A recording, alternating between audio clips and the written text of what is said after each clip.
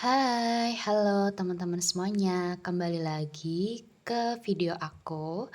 Readingan aku kali ini, kemarin kita udah bahas kenapa orang yang pintar dengan IQ-nya tinggi belum tentu sadar emosi gitu. Sebagai tambahan yang kemarin, aku ingin mengoreksi sedikit ya, berkaitan dengan em, orang yang berpikir tentang materi, em, itu dangkal dan juga orang yang berpikir lebih kepada, tujuan melakukan itu tuh bukan hanya tentang materi, nah itu baru kedalaman gitu. Jadi setiap kita melakukan sesuatu, itu jangan berharap kepada manusia ya, manusia itu termasuk salah satu ya hal yang, ada di bumi ini gitu dan tentang manusia, tentang materi, tentang kesenangan, tentang tentang kesenangan semata kayak, mmm, like instan gitu, instan itu adalah sesuatu hal yang dangkal ya. Dan hal yang lebih dalam dari itu adalah ketika kita melakukan sesuatu, kita niatkan kenapa kita melakukan itu bukan hanya untuk kita mendapatkan uang aja, bukan untuk hanya mendapatkan perhatian orang lain aja, tapi lebih dalam daripada itu, gitu. Dan itu adalah tugas kita untuk mencarinya, karena itu adalah salah satu bagian dari spiritual awakening, bagian dari kesadaran tentang diri kita sendiri, kesadaran tentang, tujuan hidup kita itu apa, oke? So, hari ini kita akan bahas mengenai apa yang korban rasakan, ya. Let's see. Ini adalah cara untuk bisa menumbuhkan kesadaran, ya. Apa sih yang korban rasakan gitu? Oke, mari kita lihat apa yang korban rasakan. Mohon maaf ya teman-teman, ada suara motor terus di belakang layar. Oke. Jadi apa yang korban rasakan?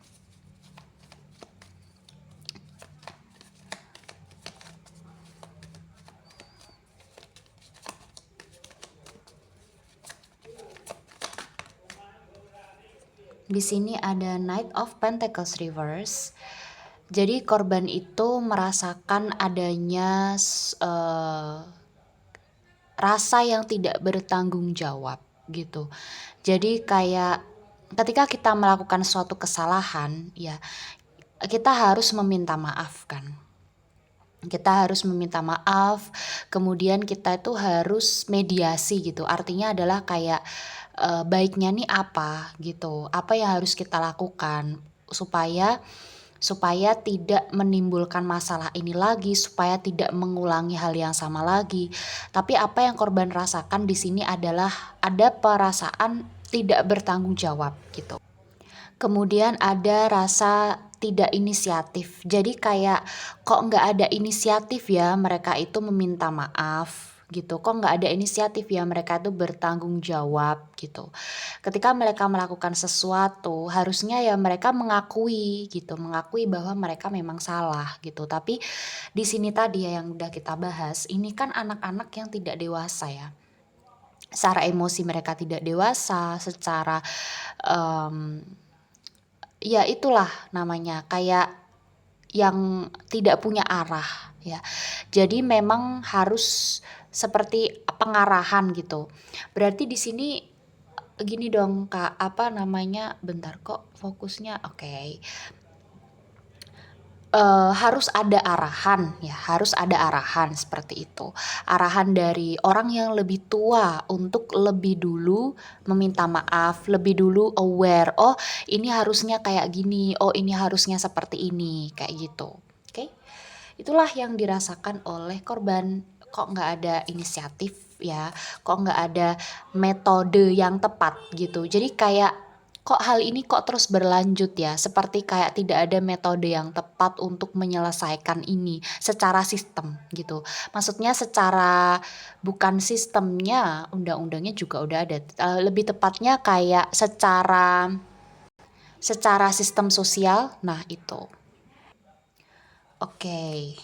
Kemudian kita lihat yang lain apa yang korban rasakan. Nine of Swords. Oke. Nine of Swords di sini adalah korban itu merasakan bahwa ada hal yang menakutkan ya. Jadi berkaitan dengan gini. Jadi ada beberapa orang yang mereka itu udah aware kok sebenarnya mereka itu dibicarakan secara energi, secara cara orang lain ngelihat mereka tuh kayak udah menjurus kepada hal-hal seperti itu gitu. Dan pada saat hal ini tuh blow up ya, mereka aware gitu, oh iya bener ya gitu. Jadi kayak overthinking aku tuh tentang ini tuh ternyata overthinking aku tentang ini dan ini tuh ternyata bener gitu. Ya jadi aku nggak salah dong ketika aku tuh marah ya. Aku nggak salah dong ketika aku tuh takut untuk lewat, untuk sekedar menyapa, untuk bergaul bersama mereka juga gitu ya. Aku nggak salah gitu karena ya mereka memang seperti itu gitu. Jadi kayak hal ini tuh lebih kepada mereka itu sebenarnya ya sebelum hal ini tuh ke-blow up ke publik, sebelum hal ini tuh diketahui, bener-bener diketahui, mereka tuh sudah tahu sebenarnya gitu ya. Mereka sudah tahu dan mereka itu takut gitu. Tapi pada saat hal ini tuh ke-blow up ke publik ya, mereka cukup cukup aware dan cukup ada perasaan yang lega karena ada yang membela, ada yang mencoba berdiri untuk mereka gitu dan sebelum-sebelumnya mereka itu ya bisa jadi tidak bisa tidur, ketakutan, kemudian ada rasa insecurity, ada rasa mereka tidak berani keluar kamar, tidak berani keluar rumah, tidak berani ketemu orang juga. Jadi ini lebih kepada kayak secara mental, secara emosional, secara rasa takut itu tinggi banget gitu, kayak stresnya tuh tinggi banget ya, karena ya itu tadi gitu, apa yang mereka lakukan kepada para korban ini memang tidak sepatutnya, tidak sepantasnya dilakukan gitu. Oke, kita akan lihat next. Apa yang korban rasakan ya. Ada Two of Cup reverse. Oke. Yang korban rasakan di sini adalah mereka nggak paham sebenarnya. Mereka nggak paham kenapa apa ya, orang lain itu nggak bisa mengerti. Maksudnya kayak orang-orang ini dan orang-orang sekitar itu nggak bisa mengerti perasaan mereka gitu. Mereka nggak paham tentang gini, tentang kok bisa ya gitu, kayak kita nggak eye to eye, kok bisa kita nggak saling tahu tentang hal ini gitu, kenapa kok nggak cerita, ada yang kayak gitu juga. Terus kayak misalnya antara korban satu dan korban lain, kok kita nggak tahu ya, kok nggak ada yang cerita, kok kayak gini dan lain sebagainya. Dan hal ini tuh menjadi suatu hal yang terpisah gitu. Jadi secara sosial mereka ya bersosialisasi gitu, tapi secara emosional itu nggak merasakan gitu, nggak merasakan adanya kepedulian itu tadi ya. Nggak ada merasakan kepedulian dari orang-orang sekitar, nggak ada merasa kepedulian dari teman. Kalau temennya tahu kok nggak bilang ya gitu. Kok kalau misalnya dia jadi korban ini kok mereka nggak cerita. Jadi ya itu tadi karena fear tadi, takut di-judge, takut ini, takut itu, takut ya karena saking stresnya itu tinggi ya. Jadi kayak istilahnya apalagi perempuan nih, perempuan itu sangat rentan terhadap dia dikatain badinya, sangat rentan. Kemudian sangat rentan dia dikatain penampilannya. Ya, jadi istilahnya ya nggak pede lah gitu kalau misalnya dibilang ke teman-teman bahwa ini dan lain sebagainya kan juga nggak pede ya gitu. Dan mereka di sini kayak merasa bahwa mereka itu nggak dicintai. Oh, aku nggak dicintai karena aku jelek. Aku nggak, oh gitu ya ternyata dia nolak. Oh ternyata aku nggak punya cowok selama ini misalnya gitu. Karena ini ya, karena badiku gini ya, karena ini dan lain sebagainya. Jadinya mereka itu nggak punya interested ataupun nggak menarik gitu di mata pria tuh kayak gini. Jadi pikiran mereka tuh kayak um, oh pantes gitu, oh pantes gitu. Kayak gitu loh, oh pantes ya. Jadi mereka itu menganggap diri mereka sangat rendah gitu. Mereka sangat rendah ya karena itu tadi secara visual mereka tidak menarik sehingga mereka di mengatakan diri mereka sendiri bahwa ya pantes lah aku nggak dicintai karena aku seperti ini. Padahal semua orang yang ada di dunia ini mau dia buruk rupa, mau dia jahat, mau dia baik, kita itu pantas untuk menerima cinta dan kita pantas untuk diberikan cinta, kita pantas untuk memberikan cinta juga. Jadi jadinya kayak tidak menarik, melihat diri sendiri di kaca itu tidak menarik gitu. Coba kalian bayangkan, bayangkan aja gitu. Kalau misalnya kalian itu bermake up, berpakaian yang rapi, kalian itu pinter ya, tapi kalian nggak punya kepercayaan dirian.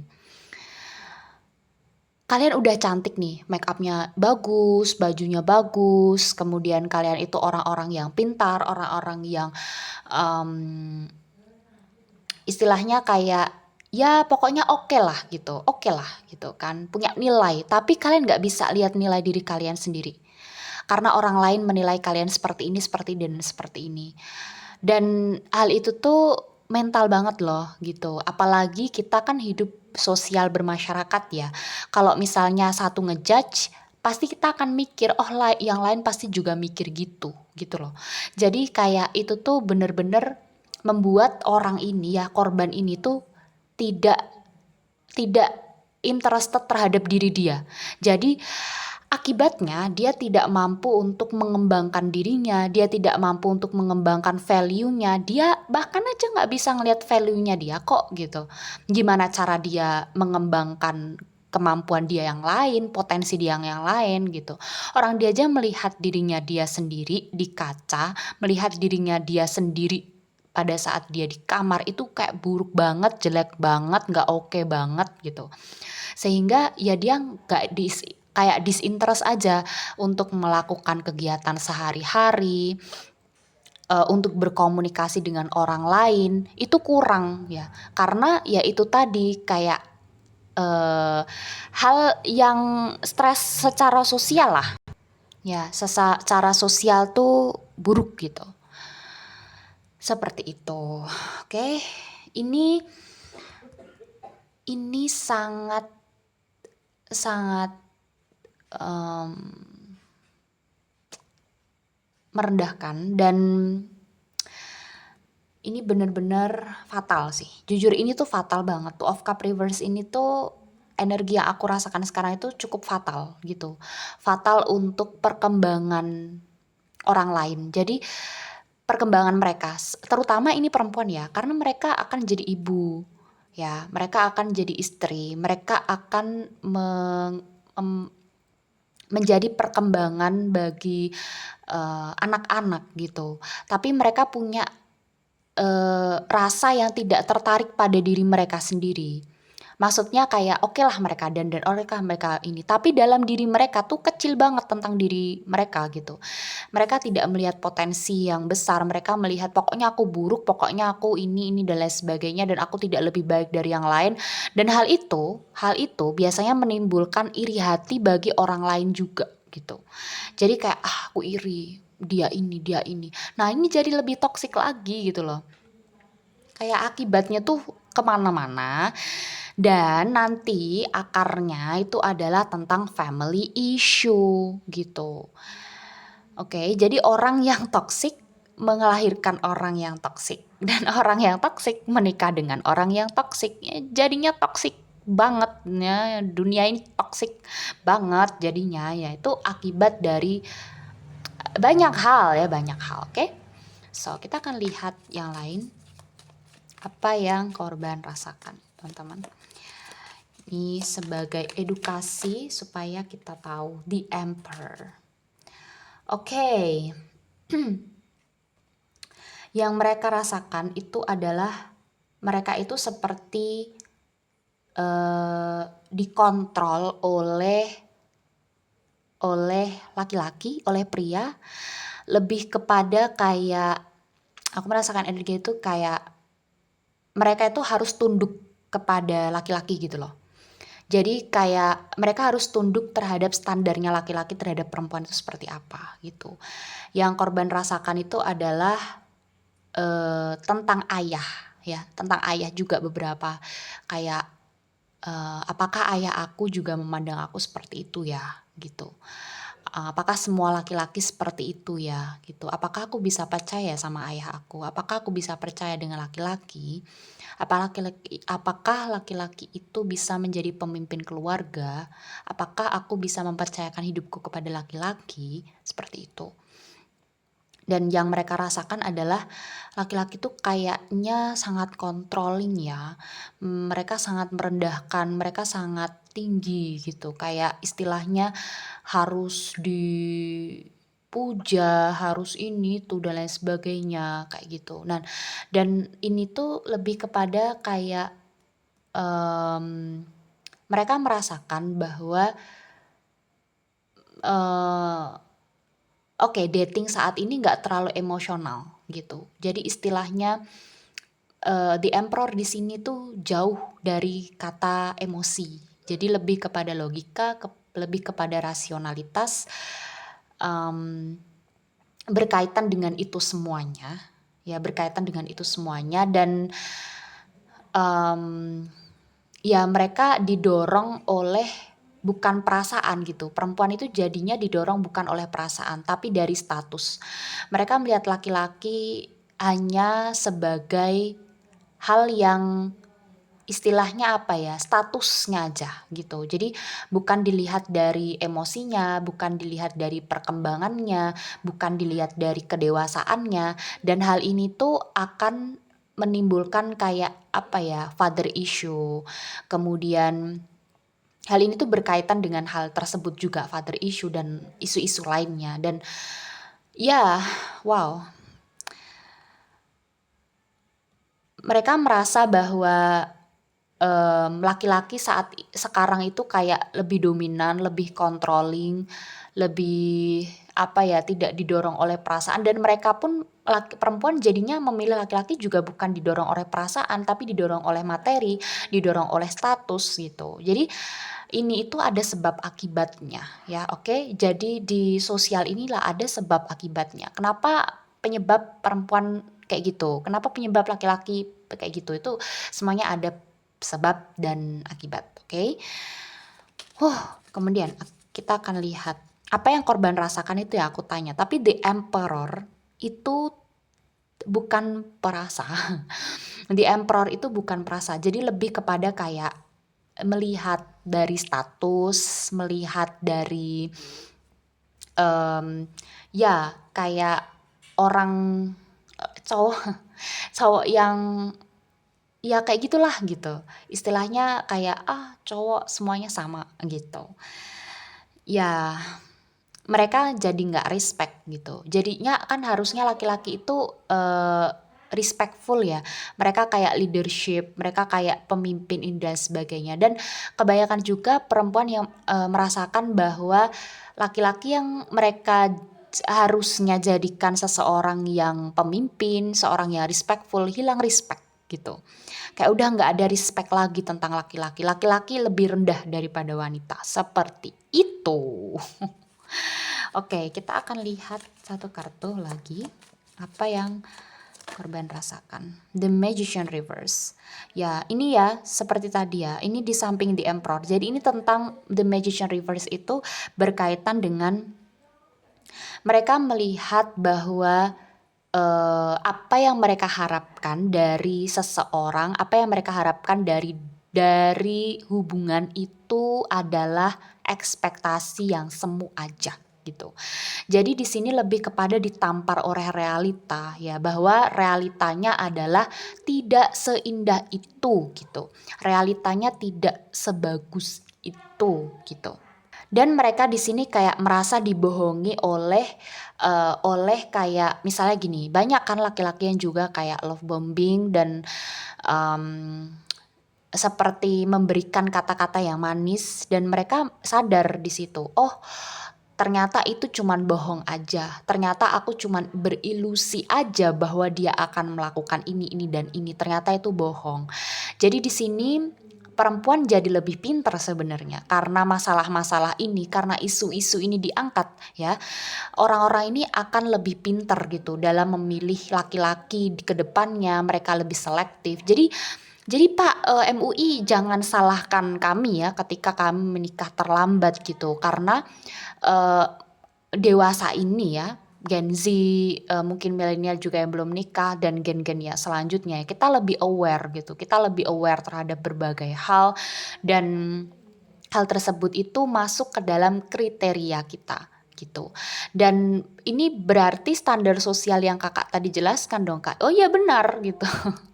Oh iya benar memang standar sosial ya, karena itu tadi ada sebab dan ada akibatnya. Ya, ada sebab dan ada akibatnya. Nah, dewasa yang ya, aku nggak tahu apakah di lingkungan teman-teman juga seperti itu ya, tapi yang aku tahu adalah sebanyak aku mengenal laki-laki beberapa gitu, mereka memang kurang aware terhadap emosi, mereka memang kurang sadar terhadap, dalam hal apa ya, mengontrol diri gitu, mengontrol emosi itu kurang perempuan pun juga banyak sih yang mengontrol emosi kurang, maksudnya kayak misalnya kalau lagi dapet mungkin marah-marah ataupun ini dan lain sebagainya. Tapi kalau perempuan itu kan, karena mereka punya rahim ya, karena mereka memang diciptakan untuk ya emosinya naik turun gitu, tapi bukan berarti kayak, mereka nggak bisa mengendalikan. Bahkan perempuan pun karena mereka aware bahwa mereka itu mood-mood-an, mereka punya mood yang berubah-ubah, mereka akhirnya belajar bagaimana cara mengendalikan emosi. Nah, tapi di sini kalau misalnya mereka bertemu dengan laki-laki yang juga mereka tidak bisa mengendalikan emosi, padahal laki-laki itu apa? Laki-laki itu dominan logika. Harusnya mereka bisa mengendalikan emosi lebih baik dari perempuan. Tapi kenapa mereka nggak bisa? Coba. Mereka perempuan ini yang mungkin belum dewasa secara emosional, kemudian mereka bertemu dengan laki-laki yang belum dewasa secara emosional, bahkan pun secara finansial, ya akhirnya kelar deh hidupnya, ya kelar hidupnya. Hidupnya udah kelar itu. Jadi ya itu tadi ya, ada sebab, ada akibat. Oke. Bottom of the deck-nya ada Five of Pentacles reverse di sini. Ini tuh berkaitan dengan yang korban rasakan ya. Mereka, sedang recovery ya, mereka sedang recovery, dari berbagai hal gitu ya, yang mungkin, akibat dari ini tuh bukan hanya mental mereka, tapi juga, eee, mereka merasa lemah dan nggak bisa apa-apa gitu. Jadi istilahnya mereka merasa lemah dan nggak bisa apa-apa, gimana cara minta bantuan juga mereka enggak semampu itu gitu, dan mereka lebih fokus kepada kesehatan mental mereka dan mereka ya mencoba untuk recovery ke psikolog, ke psikiater, menemui orang-orang yang bisa membantu mereka recover. So, ya semoga teman-teman di sini bisa memahami, apa yang coba aku sampaikan dan bisa bermanfaat berkaitan dengan kita mempelajari apa yang orang lain rasakan ketika kita melecehkan mereka, seperti itu. Ini bukan hanya perempuan aja, tapi juga untuk laki-laki juga gitu. Jadi pelajaran itu untuk semuanya. So, ya, besok, next video kita akan bahas tentang kenapa lingkungan bisa membiarkan. Oke? Thank you for watching. Bye-bye.